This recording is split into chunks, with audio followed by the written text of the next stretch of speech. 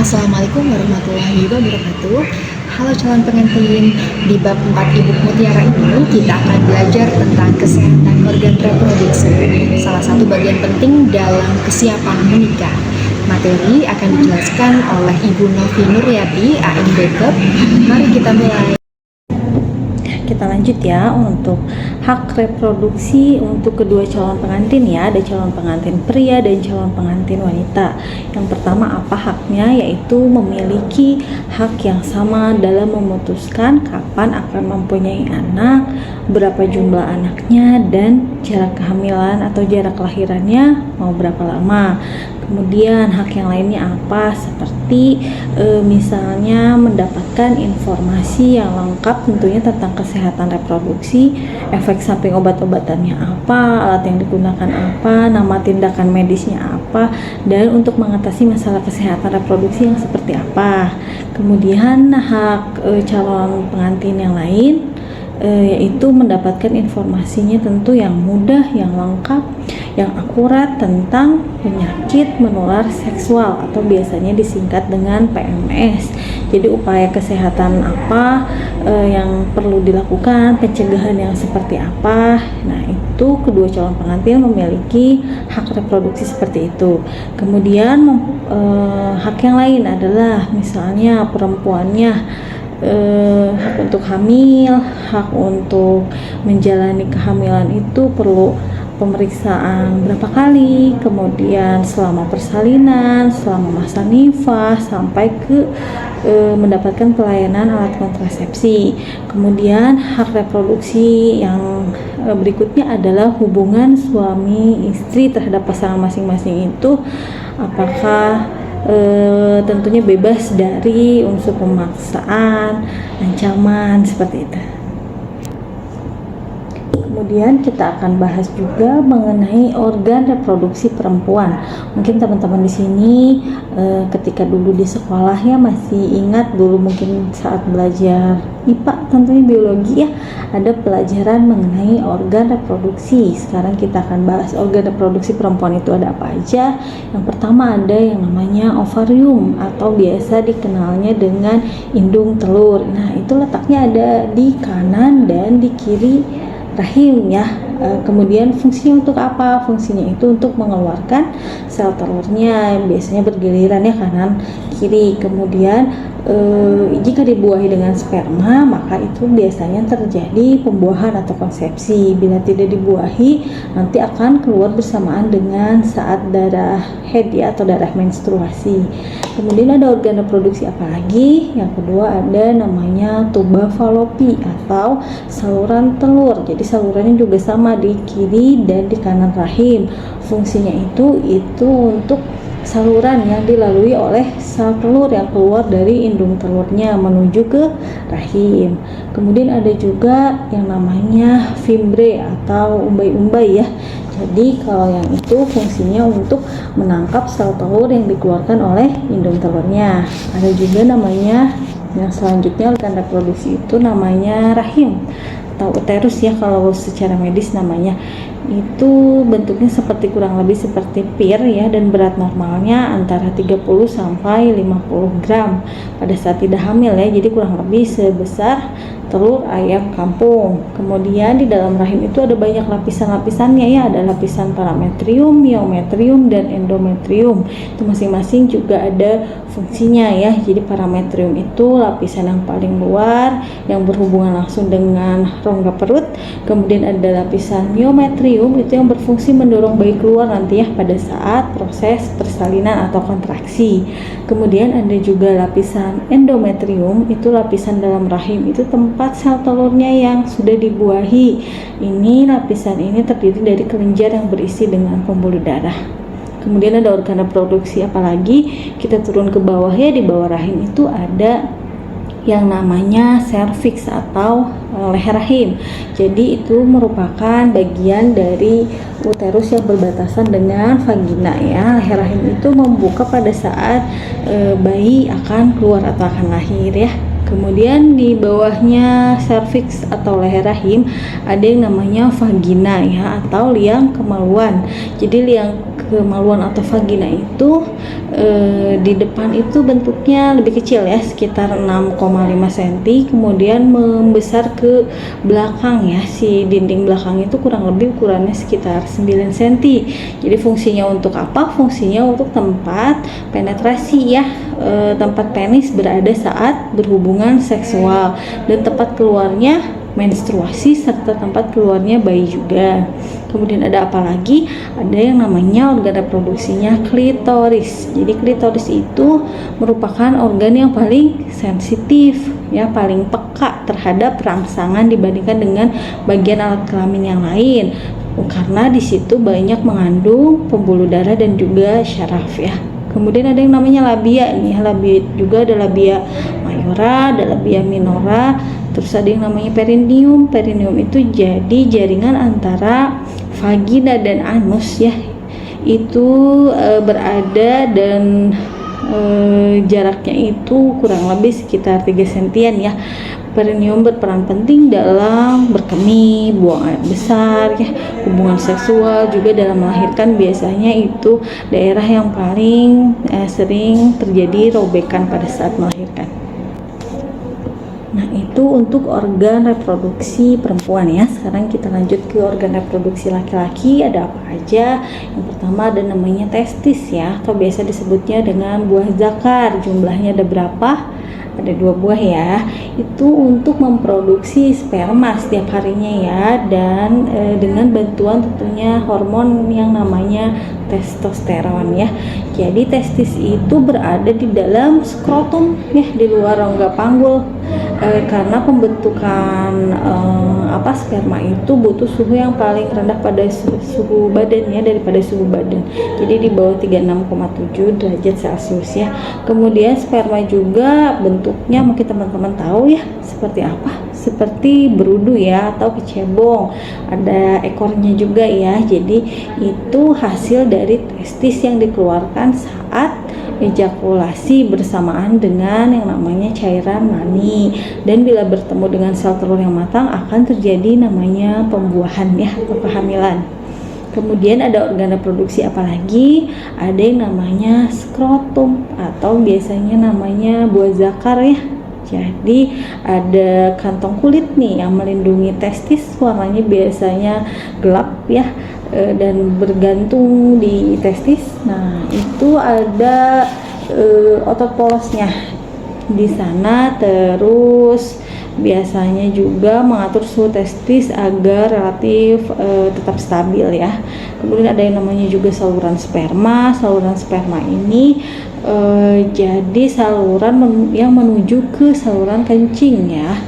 Panjangnya kurang lebih antara 4,5 cm dengan diameternya 2,5 mm.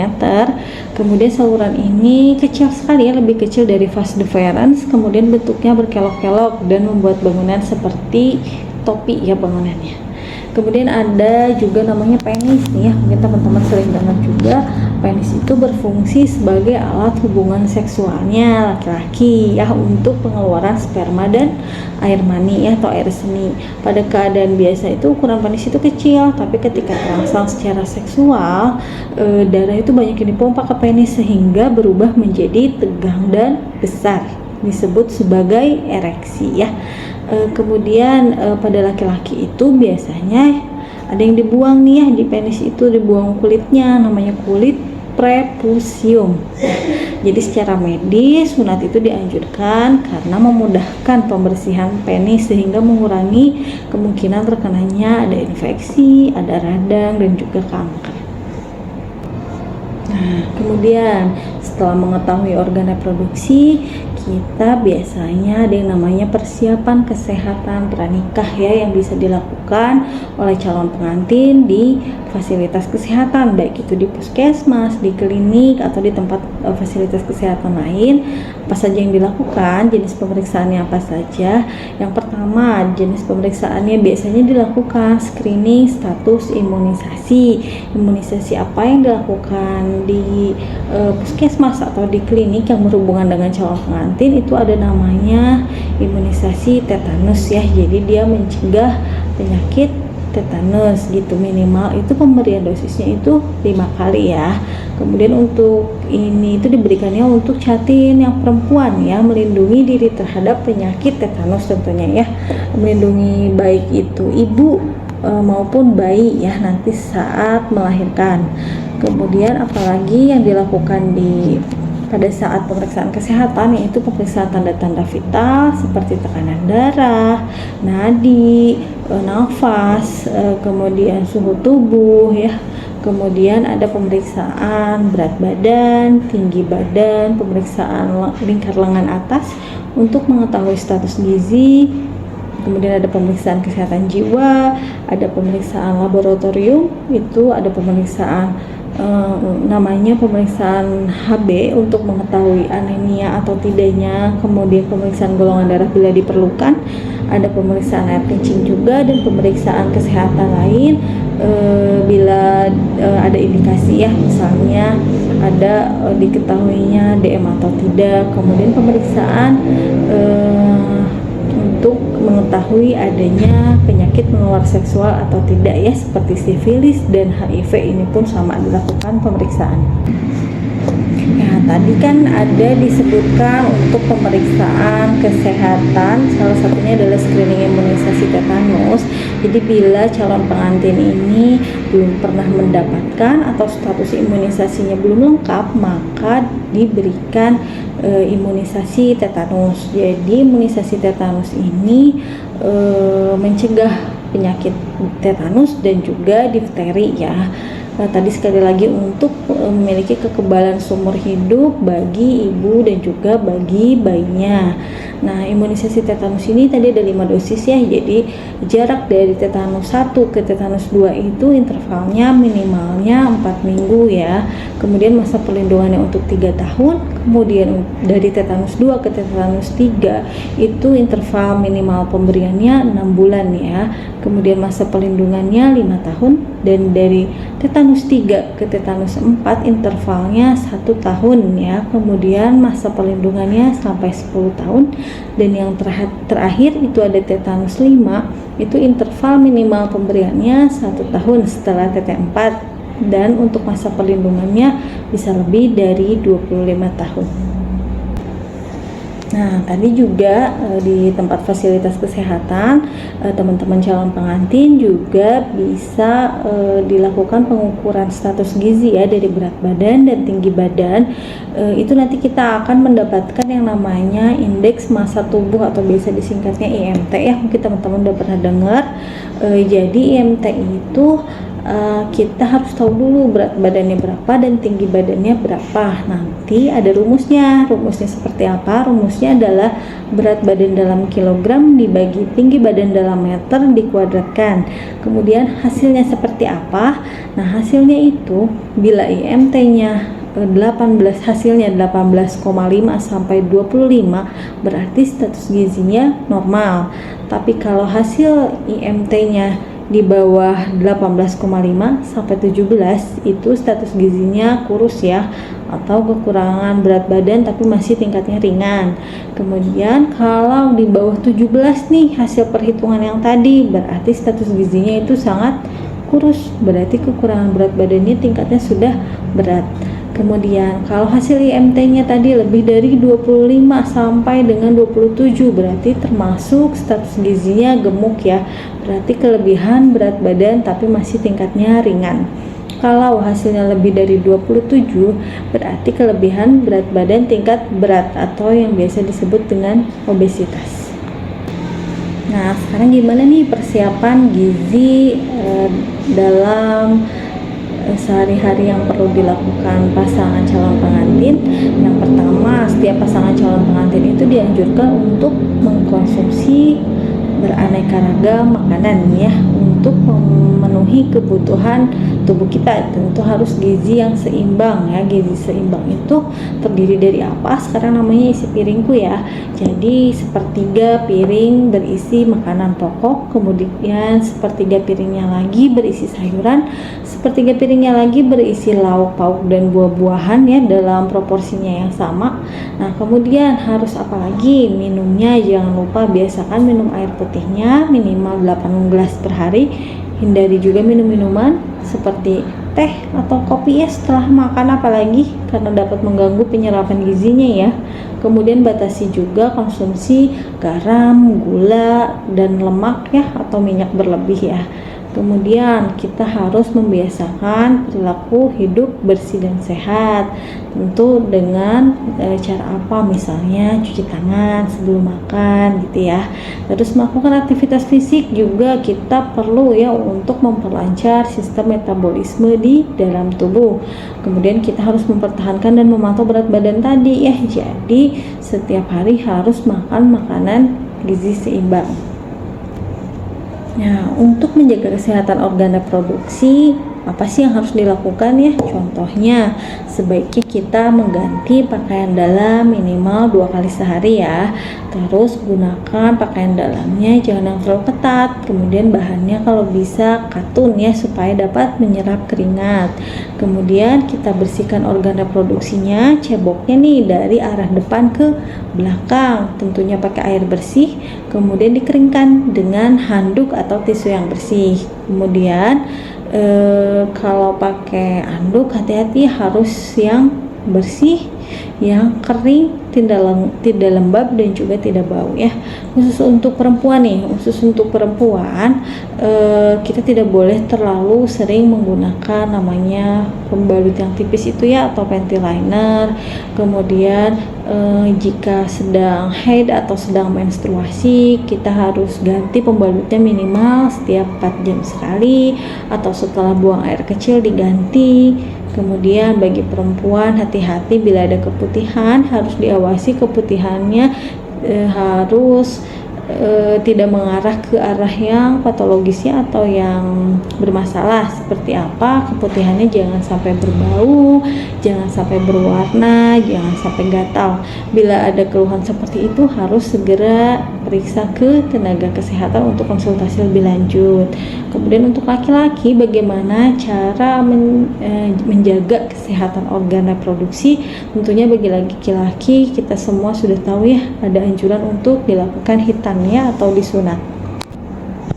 Nah, sekarang kita belajar cara menghitung masa subur ya, atau ovulasi. Jadi masa subur itu apa? Masa subur itu dimana kondisi badan kita atau tubuh kita itu sedang, kalau bahasa awamnya berarti sedang baik-baiknya untuk terjadi kehamilan itu bisa lebih besar ya. Masa subur itu kita bisa hitung sendiri bila siklus haid kita teratur. Nah, caranya gimana? Caranya puncak masa subur itu biasanya terjadinya 13 hari setelah hari pertama haid. Jadi hari pertama haid tete-tete semua harus dicatat mulai dari sekarang, karena nanti takutnya membingungkan apabila tidak dicatat ya. Jadi setiap bulannya baiknya HPHT atau haid pertama hari terakhirnya itu dicatat. Jadi tadi puncak masa subur itu 13 hari setelah hari pertama haid. Sedangkan masa subur biasanya kurang lebih 3 hari sebelum dan sesudah puncak masa suburnya ya. Jadi kalau contohnya haid terakhirnya tanggal 1 bulan November, berarti masa suburnya itu 13 hari setelah tanggal 1. Berarti tanggal 14 November bisa plus minus 3 hari. Jadi 14 tambah 3, 17, 14 kurangi 3, 11 ya. Berarti masa suburnya antara tanggal 11 sampai dengan tanggal 17 November. Terus ada tanda-tanda masa subur yang lain apa selain dari perhitungan siklus haid? Ada juga perubahan lendir serviks. Biasanya lendir serviknya itu teksturnya lengket, kental ya. Biasanya juga jumlah cairannya itu bening dan lebih cair ya. Kemudian biasanya dorongan seksualnya lebih meningkat. Temperatur tubuhnya atau suhu tubuh kita juga biasanya ada kenaikan suhu tubuh ya. Nah, selanjutnya untuk perempuan layak hamil yang seperti apa? Tentunya ada parameter tertentu yang telah ditentukan. Kapan ibu hamil idealnya sudah mulai aman nih ya, jauh dari resiko. Tentunya pertama dari umurnya idealnya itu antara usia 20 sampai 35 tahun ya. Jadi jika usianya masih di bawah 20 tahun, baiknya ditunda dulu kehamilannya. Kemudian kalau usianya di atas 35 tahun, nah itu harus dalam pengawasan khusus ya, baik pengawasan dokter, pengawasan bidan ya, jadi harus periksanya lebih ekstra lagi.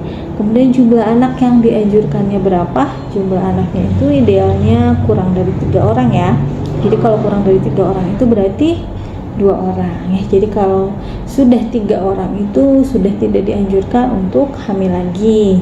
Kemudian jarak kehamilannya yang baik idealnya itu lebih dari 2 tahun ya, karena sebelum 2 tahun kita dianjurkan untuk menyusui dulu ya. Setelah ASI eksklusif dilanjut menyusui hingga 2 tahun. Jadi tunda kehamilannya sampai usia anaknya lebih dari 2 tahun.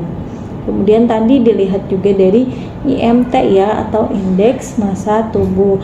Tadi idealnya antara 18,5 hingga 25. Jadi kalau hasilnya masih di bawah 18,5 atau kekurangan energi kronis ya, kita sebutnya, itu harus ditunda dulu sambil kita pantau lagi dari mulai makanannya, mungkin perlu vitaminnya, pola hidupnya ya.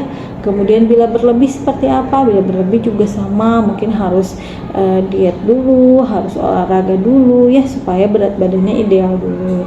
Kemudian kondisi kesehatannya itu harus tidak mempunyai masalah kesehatan apa-apa. Misalnya tadi kan dicek HB-nya untuk menentukan anemia atau tidak. Jika anemia berarti harus diobati dulu anemianya. Jika mungkin punya penyakit kesehatan yang lain, masalah kesehatan lain seperti HIV, sipilis, nah itu harus diobati dulu, dipantau dulu ya, baru boleh hamil. Nah, kita lanjut lagi ya. Nah, tadi untuk merencanakan kehamilan atau untuk menunda kehamilan ada yang namanya alat kontrasepsi. Alat kontrasepsi ini ada dibagi dua ya, ada yang metodenya jangka panjang dan ada yang non jangka panjang ya, atau jangka pendek. Nah, kalau yang jangka pendek itu apa aja jenisnya? Seperti pil, kontrasepsi, kemudian ada kondom juga, kemudian ada injeksi atau suntikan ya. Nah, contohnya kalau untuk pil itu banyak ya, ada pil kombinasi dan ada juga pil progestin. Itu bisa dibeli sendiri di apotek atau bisa didapatkan langsung di puskesmas, di bidan ya. Kemudian ada juga kondom, itu juga sama ya, bisa dibeli bebas. Kemudian ada suntik. Jadi suntik itu ada dua ya, ada suntik progestin suntik 3 bulan, ada progestin kombinasi yang suntik 1 bulan. Jadi ada macam-macamnya ya. Kemudian suntik kalau untuk progestin itu maksimal 10-12 bulan setelah penghentian pemakaian. Kemudian untuk suntikan kombinasi rata-rata 5 bulan setelah kembalinya suburnya ya, rata-rata setelah 5 bulan. Kemudian kalau metode kontrasepsi jangka panjang itu ada yang namanya implan dan juga AKDR ya. AKDR itu alat kontrasepsi dalam rahim. Jadi kalau yang implan itu yang dipasang di bawah kulit, itu masa suburnya itu bisa segera subur setelah implannya dicabut. Begitu juga dengan AKDR. Jadi bila AKDR-nya dilepas, masa subur juga bisa segera kembali. Nah, kemudian untuk proses kehamilan ya, jadi kalau proses kehamilan itu dapat terjadi bila sel telur yang matang itu dibuahi oleh sperma ya, itu bisa terjadi pembuahan. Nah, kemudian si embrio itu bisa menempel di dinding rahim. Nah, baru kita sebut dengan kehamilan. Pertumbuhan janin itu dari kecil ya, sebesar kecil banget ya, dalam 1 minggu sampai nanti kalau yang normal itu 37 minggu minimalnya ya usia kehamilan itu. Bila di bawah 37 minggu biasanya kita sebut dengan prematur ya. Kemudian bila lebih dari 42 minggu itu yang disebut dengan postmatur ya. Jadi kalau hamil yang normal itu di antara 37 sampai kurang dari 42 minggu dengan berat badannya minimal 2.500 hingga mudah-mudahan mah nggak sampai 4.000 ya. Kalau di atas 4 kilo biasanya kita sebut dengan bayi giant ya, atau makrosomia. Ya, mungkin teman-teman udah tahu ya kalau tanda-tanda kehamilan itu apa aja. Tentunya yang pertama, tidak terjadinya haid atau telat menstruasi, itu sudah tanda pastinya. Tapi dicek juga dengan tes kehamilan ya, tes kehamilan PPTS-nya positif atau tidak. Kemudian bila ada timbul rasa pusing, mual, nah itu namanya tanda tidak pasti ya, karena setiap orang berbeda, ada yang merasakan mual, ada yang merasakan pusing, ada juga yang tidak. Kemudian bila tidak nafsu makan juga sama, itu beda-beda ya setiap individu. Kemudian yang jelas perutnya membesar, bila diperiksa ada detak jantungnya, nah itu tanda-tanda kehamilan. Jadi tadi kehamilan itu ada yang ideal dan ada juga yang tidak ideal ya. Kehamilan ideal itu yang seperti apa? Tadi sudah dijelaskan, kehamilannya yang tentunya yang direncanakan, yang diinginkan, yang dijaga perkembangannya tentunya secara baik. Kemudian jika kehamilan yang tidak diinginkan, berarti bisa dari akibat kegagalan KB atau akibat hubungan seksual di luar pernikahan ya, itu juga termasuk ke dalam kehamilan yang tidak diinginkan. Sekarang bagaimana kondisi emosional ibu hamil ya, ini unik. Kenapa? Karena yang pertama, kita seperti rasanya mau menstruasi juga hormon kita tidak seimbang ya, jadi ada yang mut-mutan, ada yang mood swing ya, ada yang berubah sekali gitu, perubahan emosionalnya. Begitu juga ibu hamil itu tentu mudah tersinggung ya, terus sensitif, sering uring-uringan, kadang manja, kadang marah-marah ya, kadang tidak bersemangat, itu sama ya. Terus perasaannya kadang gampang capek, gak mau makan, gak bisa tidur nyenyak, kemudian kadang kalau tidur kerasa sesak. Nah biasanya itu karena perubahan dari kondisi fisiknya. Tentu ada juga kondisi emosional yang lain, di mana si ibu hamilnya ini mencemaskan perubahan fisiknya, jadi khawatir terhadap perkembangan bayi di dalam rahimnya, khawatir bayinya cacat, khawatir bayinya meninggal ya. Terus ada juga kondisi emosional yang berbeda, misalnya ibunya belum siap untuk hamil, baik belum siapnya itu secara emosional atau secara ekonomi ya. Jadi kadang kondisi emosionalnya tentu sangat berbeda ya. Kemudian biasanya ada yang disebut ngidam nih, jadi sewaktu-waktu ingin makan makanan yang jarang ditemukan nih, suaminya harus cari makanannya dimanapun, jam berapapun. Nah ya, itu karena perubahan tadi ya, kondisi emosionalnya. Nah sekarang kita bahas kondisi kesehatan yang perlu diwaspadai. Yang pertama itu ada namanya anemia. Apa itu anemia? Anemia itu kekurangan kadar hemoglobin ya, atau biasa kita sebutnya HB. Jadi HB dalam darahnya itu kurang dari 12 mg ya, kalau dalam hasil laboratorium. Teman-teman juga ini yang sudah melakukan pelayanan kesehatan di tempat masing-masing, salah satunya kan sudah dicek, namanya cek HB ya. Coba dilihat hasilnya berapa. Kalau hasilnya masih di bawah 12, berarti teman-teman masih anemia. Jadi anemia itu seringnya dialami tentunya oleh perempuan ya, lebih banyaknya lagi. Jadi harus bagaimana? Nah harus biasanya makan makanan yang mengandung zat besi. Atau kenapa sih perempuan banyak sekali yang anemia? Karena tadi mungkin makannya, pola makannya salah, dan karena perempuan itu mengalami yang namanya menstruasi ya. Kemudian ada penyakit-penyakit lainnya. Dan tandanya seperti apa? Tanda anemia itu biasanya kita sebutnya 5L ya. Ada lesu, letih, lemah, lelah, dan lunglai. Sering mengalami pusing, matanya sering berkunang-kunang. Nah kalau dampak anemianya apa? Jadi dampak anemia bila nanti calon pengantin ini hamil, berarti jadi ibu hamil. Nah dampaknya apa? Yang pertama bisa menghambat pertumbuhan bayi di dalam kandungannya.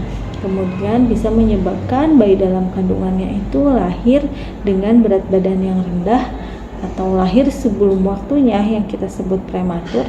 Kemudian bisa juga bayinya mengalami kelainan bawaan ya, atau cacat kongenital. Kemudian bayinya juga nanti menjadi anemia pada saat dilahirkan, dan adanya resiko perdarahan saat melahirkan. Jadi dapat dicegah dengan apa? tadi dengan mengkonsumsi makanan gizi seimbang dan minum namanya tablet tambah darah 1 hari sekali ya selama kehamilan. Kalau sekarang kita tetap belum hamil, cukup 1 minggu sekali mengkonsumsi tablet tambah darah. Bisa dibeli sendiri di apotek atau boleh minta ke bidannya masing-masing ya. Nah, kalau kekurangan gizi ini biasanya kita sebut dengan KEK ya, kekurangan energi kronik. Ini bisa membahayakan ibu hamil dan juga janinnya. Jadi kalau yang ibu hamilnya tadi anemia, biasanya nggak jauh juga nih sama mengalami yang namanya KEK. Tadi efek sampingnya atau dampaknya juga kurang lebih sama ya. Jadi selain ibunya anemia, nanti ada perdarahan saat melahirkan, bisa juga terjadi keguguran, bisa juga mudah terpapar infeksi ya karena imun tubuhnya juga tidak baik, kemudian bisa melahirkan bayi yang berat badannya kurang, bahkan bayinya bisa lahir dalam kondisi yang meninggal ya. Jadi tadi kalau gizinya kurang atau anemia, sebaiknya menunda dulu kehamilan dengan cara KB ya, tadi sudah dijelaskan ya, ada alat kontrasepsi apa aja. Silahkan ditangani dulu masalahnya, masalah kesehatannya hingga status gizinya. Bila yang KEK status gizinya harus baik dulu, dan bila yang anemi berarti HB-nya harus normal dulu di atas 12 baru bisa merencanakan kehamilan. Sekarang kita lanjut ke yang namanya infertilitas ya. Jadi infertilitas itu apa? Infertilitas itu adalah kondisi di mana pasangan usia subur, jadi pasangan suami istri ini berhubungan seksual secara rutin ya, secara teratur 2-3 kali per minggu tanpa menggunakan alat kontrasepsi apapun dan belum pernah mempunyai anak paling sedikitnya dalam waktu 12 bulan. Jadi dalam kurun waktu 12 bulan pasangan ini belum juga ada tanda-tanda kehamilan, padahal hubungan suami istrinya rutin setiap 2-3 kali, tapi belum ada tanda-tanda kehamilan. Nah, ini baiknya segera diperiksakan ke tenaga kesehatan. Dan ini itu bisa jadi pertanda awal ya, ada sesuatu. Jadi mungkin kita bisa lihat dari faktor resikonya yang seperti apa. Misalnya faktor resikonya bisa dilihat dari gaya hidupnya yang merokok, kemudian gizinya tadi ya, status gizinya bisa gizi buruk atau bisa obesitas juga, bisa kekurangan nutrisi ya, bisa juga dia itu perokok berat, kemudian konsumsi minum-minuman alkohol, mungkin stres juga bisa ya. Terus misalnya atlet-atletnya atau yang olahraganya terlalu berat juga ini bisa termasuk faktor risiko dari gaya hidup ya. Jadi dianjurkannya itu kalau untuk berolahraga itu cukup 150 menit per minggu ya, berarti kurang lebih 2 jam lebihan ya. Kemudian ada konsumsi obat-obatan tertentu yang bisa mengganggu produksi hormon di tubuh kita ya, itu juga harus dikonsultasikan dengan dokter. Kemudian ada juga yang terpapar suhu tinggi atau yang berbahaya bagi fertilitas baik itu perempuan maupun laki-laki, misalnya dari radiasi sinar X, dari pestisida, logam dan lain-lain ya. Penyebabnya apa? Penyebabnya kalau pada perempuan itu gangguan ovulasi. Jadi gangguannya berupa gangguan siklus haid ya. Jadi ada yang haid pertamanya mungkin usianya berapa tahun, dan kemudian siklus haidnya misalnya terlalu pendek, apa terlalu lama, 3 bulan sekali dia baru haid ya, atau bahkan ada yang 1 bulan itu bisa 2 kali haid. Nah, itu baiknya dikonsultasikan dulu ya ke dokter kandungan. Kemudian ada gangguan-gangguan lain itu misalnya gangguan pada tubanya ya, pada organ reproduksi yang lain. Itu ada misalnya gangguan bawaannya dari sejak lahir, atau gangguan bentuk rahimnya yang berbeda daripada umumnya ya. Nah, kalau penyebab pada laki-laki itu biasanya ada yang dari cacat bawaan, kemudian ada dari infeksi, ada dari kelainan hormon, kelainan endokrin, kelainan genetik ya. Ada juga yang disebabkan tadi radikal bebas, polusi lingkungan ya, kelainan genetik ya. Nah, sekarang kita beralih ke penyakit-penyakit yang perlu diwaspadai. Jadi saat calon pengantin itu dilakukan pemeriksaan darah untuk mengetahui ada penyakit menular atau tidak. Salah satunya ada yang namanya hepatitis B ya. Jadi hepatitis B itu adalah penyakit peradangan hati yang disebabkan oleh virus hepatitis B. Jadi virus hepatitis B itu ditemukannya dalam cairan tubuh, dalam produk darah, ya, kemudian bisa dari cairan vagina atau dari cairan tubuh lainnya. Gejalanya juga tidak khas ya, jadi sering tidak menimbulkan gejala atau tanpa gejala. Jadi kadang sudah tahu-tahu hepatitisnya itu sudah serosis atau sudah bahkan ke kanker hati ya. Gejala yang dapat timbulnya biasanya demam, ada mual muntah, ada cepat lelah juga. Jadi faktor resiko penularannya itu dari ibu hamil nih, misalnya ke bayi yang dikandungnya itu 95% menular ya. Nah, kemudian kalau dari hubungan seksual itu 3-5% itu menular. Jadi hubungan seksual yang tidak aman dengan penderita hepatitis B itu bisa terjadi penularan ya, atau dari transfusi darah atau dari penggunaan jarum suntik yang bergantian ya, tentunya yang terkontaminasi dengan virus hepatitis B-nya. Pencegahannya apa? Yang pertama, menghindari faktor resiko penularan hepatitis B. Kemudian yang kedua bisa dengan imunisasi. Imunisasi itu bisa dilakukan kan dari sejak kita kecil ya, ada yang namanya imunisasi DPT gitu ya, DPT HIV. Kemudian bila sudah terdeteksi apa yang harus dilakukan? Yang pertama, segera konsultasi dengan dokter. Kemudian bila ada luka yang terbuka itu harus dibalut dulu, ditutup. Kemudian tidak berbagi peralatan pribadi dengan orang lain, misalnya sikat gigi, gunting kuku, ya alat cukur, yang seperti itu.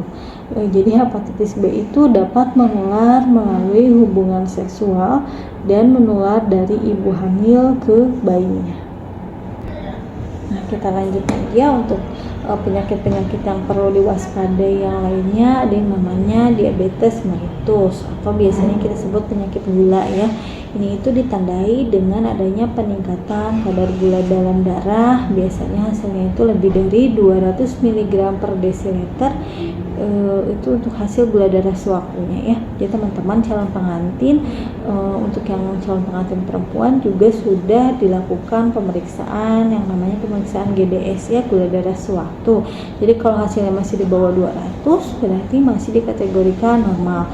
Bila di atas 200 nanti harus konsultasi lagi lebih lanjut ya. Nah, ada gejala-gejalanya nih. Untuk gejala diabetes itu apa aja?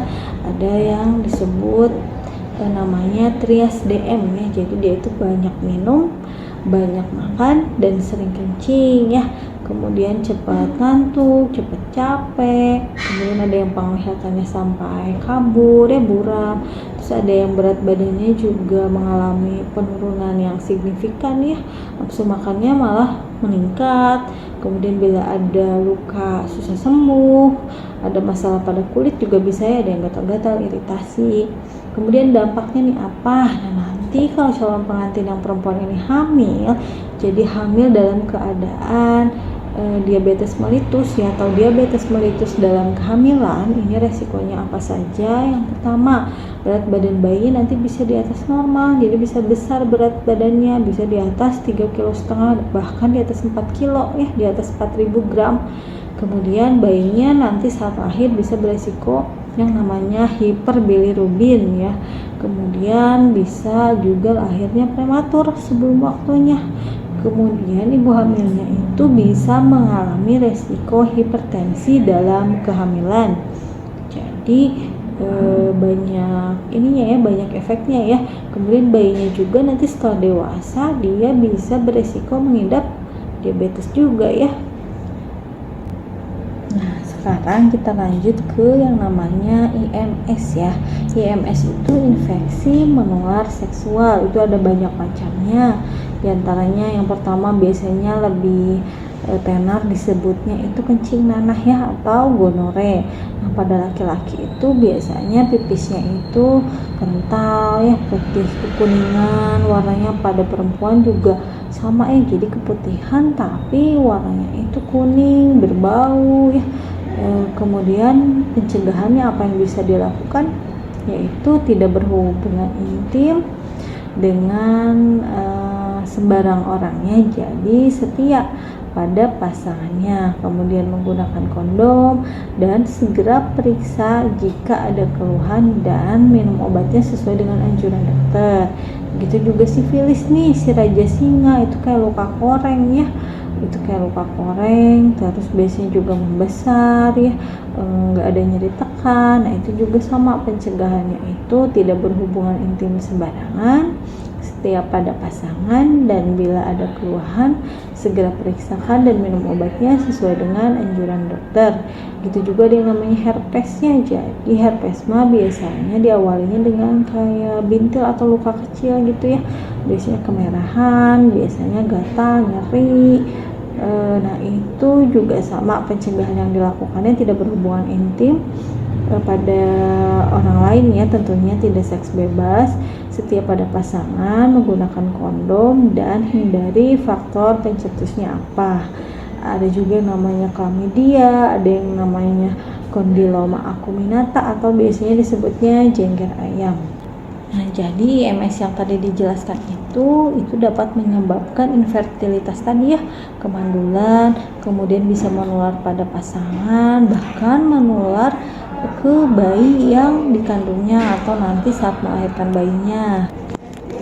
Nah, selanjutnya nih ada yang namanya HIV/AIDS ya. Jadi kalau AIDS itu kumpulan gejala penyakitnya ya akibat menurunnya kekebalan tubuh yang didapat dari infeksi HIV. Jadi infeksi HIV itu biasanya ditularkan melalui cairan tubuh manusia. Jadi yang beresiko itu seperti hubungan seks yang tidak aman, kemudian transfusi darah, tentunya mengandung HIV ya, kemudian penggunaan jarum suntik secara bersamaan dan penularan dari ibu hamil ke bayinya. Jadi HIV itu tidak menular kalau hanya makan bersama, bersentuhan, berpelukan, ya, jabat tangan, pakai anduk bareng, alat makan bareng, ya apalagi dari gigitan serangga. Nah, jadi bila setelah seseorang terinfeksi HIV, dia biasanya terlihatnya seperti biasa aja ya, kayak halnya orang biasa gitu karena tidak menunjukkan gejala klinis. Tetapi orang tersebut bisa menularkan virus HIV-nya melalui penularan cairan tubuh tadi ya, bisa dari darah, cairan sperma, cairan vagina, dan ASI. Masa inkubasinya itu bisa 5 hingga 10 tahun dan setelah orang tersebut mulai menunjukkan gejalanya nih ya akibat penurunan sistem kekebalannya, nah setelah lewat dari masa 5 tahun itu biasanya mulai tampak gejala penyakit-penyakit yang lainnya, biasanya lebih cepat terkena banyak penyakit, misalnya bisa diare terus atau misalnya sariawan terus, berat badannya cepat turun, batuk nggak sembuh-sembuh. Jadi tadi balik lagi ya, HIV/AIDS itu dapat dicegah dengan tidak berhubungan seksual secara bebas, saling setia, penggunaan kondom, kemudian hindari penggunaan narkoba suntik, kemudian juga dari ibu ke bayi itu sangat berisiko. Makanya kenapa kedua calon pengantin itu harus dilakukan pengecekan HIV/AIDS ya sebelum menikah. Nah, sekarang coba kita bahas mengenai gangguan seksual ya. Jadi bagaimana cara mencegah gangguan seksual itu, bahwa harus diingat bahwa kehidupan seksual itu milik pasangan suami istri ya. Jadi milik bersama, dapat dibina secara bersama dengan pasangan. Kemudian kita harus bersikap dan bicaranya secara terbuka tentunya ya, apa adanya, karena masing-masing pasangan juga berhak tahu mana hal yang mereka suka, mana hal yang tidak mereka suka ya. Kemudian jangan lupa jaga kesehatan tubuh tentunya dengan gaya hidup yang sehat, dengan tidak merokok, dengan mengelola stres, dengan tidur yang cukup, pola makan gizi seimbang, dan olahraga secara teratur. Kemudian jangan lupa jangan tergoda untuk menggunakan obat atau ramuan yang tidak jelas ya. tidak jelas isinya, tidak jelas indikasinya, jadi itu hanya akan membahayakan fungsi organ tubuh lain, misalnya hati, ginjalnya. Jadi konsumsi obat yang kandungannya tidak jelas malah dapat memberikan efek jangka panjang, terjadi berbagai macam penyakit. Nah, jangan lupa jaga keseimbangan antara kesibukan dengan rekreasi. Jadi selalu usahakan untuk memiliki waktu khusus hanya berdua dengan pasangan. Kemudian jangan melakukan hubungan seksual itu hanya sebagai hal yang rutin saja. Jadi untuk menghindari yang namanya kejenuhan ya. Jadi komunikasi dengan pasangan masing-masing sangat diperlukannya sesuai dengan kebutuhan. Nah, kita lanjut lagi ya untuk menjaga kesehatan jiwa, untuk harmonisasi dengan pasangan suami istri. Ada tanda-tandanya nih. Jadi ciri-ciri yang sehat jiwa itu kondisi di mana individu itu secara fisiknya, secara mentalnya, secara sosialnya dia itu mampu mengatasi tekanan, kemudian bekerjanya secara produktif, mampu memberikan kontribusi bagi sekelilingnya. Jadi ciri-ciri yang sehat jiwanya itu yang bahagia tentunya, yang menyadari kemampuan diri, yang nyaman, dapat menerima pendapat orang lain, nyaman berinteraksi dengan orang lain ya, kemudian mampu menghadapi tantangan, mempunyai sikap yang positif. Jadi setiap calon pengantin itu harus mengenali karakteristik dari masing-masing pasangannya hingga nanti bisa terwujud keluarga yang sehat, tentunya yang bahagia dan sejahtera. Jadi karakteristik pasangan suami istri yang baik itu yang gimana? Yang mengetahui dan melaksanakan tugas serta tanggung jawab masing-masing dengan sudah berkomitmen bersama ya, jadi saling mengerti, saling menghormati, saling menghargai, menutupi kekurangan masing-masing dan bersama-sama menjaga kesehatan keluarga. Nah, kemudian untuk menjaga kesetaraan peran suami istri ya dalam rumah tangga, tentunya pernikahan yang ideal itu harus setara ya dan menghormati, menghargai satu sama lain. Seperti misalnya tidak mengambil keputusan di rumah tangganya dengan sebelah pihak ya, jadi harus dilakukan secara bersama-sama, tidak memaksakan ego masing-masing. Begitupun misalnya dalam perencanaan kehamilan dan misalnya keikutsertaan KB itu merupakan keputusan dan tanggung jawab bersama antara suami istri ya. Begitu juga dalam kehamilan, melahirkan, pengasuhan anak itu suami harus memberikan dukungan penuh, bukan hanya tugas istri saja ya. Kemudian suami istri itu bisa membantu dalam pekerjaan rumah tangga, tadi pengasuhan anak ya, pendidikan anak, kemudian membantu ibu dalam pelaksanaan ASI eksklusif. Nah, kemudian ada juga hal-hal yang dapat mengganggu pernikahan ya, yang harus kita hindari. Itu yang pertama ada namanya kekerasan fisik. Jadi kekerasan fisik itu sudah jelas ya, main fisik, misalnya menendang, memukul, menampar ya, menjambak rambut, ada melukai, pokoknya yang melukai secara fisik. Kemudian ada kekerasan psikis, itu dengan kata-kata ya atau komentar yang merendahkan, misalnya melarang pasangan dengan ancaman, dengan hinaan ya. Kemudian ada kekerasan lain seperti kekerasan seksual, itu sudah jelas ya, kalau kekerasan seksual itu kita memaksa atau menuntut berhubungan seksual, tentunya berhubungan seksual yang tidak aman. Kemudian ada penelantaran, itu tidak memberi nafkah baik lahir maupun batin. Adapun yang namanya eksploitasi, yang eksploitasi itu udah jelas ya, memanfaatkan, memperdagangkan, itu memperbudak pasangan, juga termasuk eksploitasi. Nah, apa yang dilakukan bila kita mengalami yang namanya kekerasan? Yang pertama itu yang harus kita lakukan adalah mendatangi fasilitas pelayanan kesehatan ya. Jadi kita bisa mendapatkan penanganan pada lukanya dulu ya, baik luka fisik maupun psikis, kemudian apakah perlu rujukan atau tidak. Kemudian bila perkaranya perlu dilaporkan, maka bisa dilaporkan ke unit yang berhubungan langsung ya, seperti perlindungan perempuan dan anak ya kepada unit PPA, kemudian bisa melapor ke polisi dan nanti mendapatkan pendampingan khusus ya.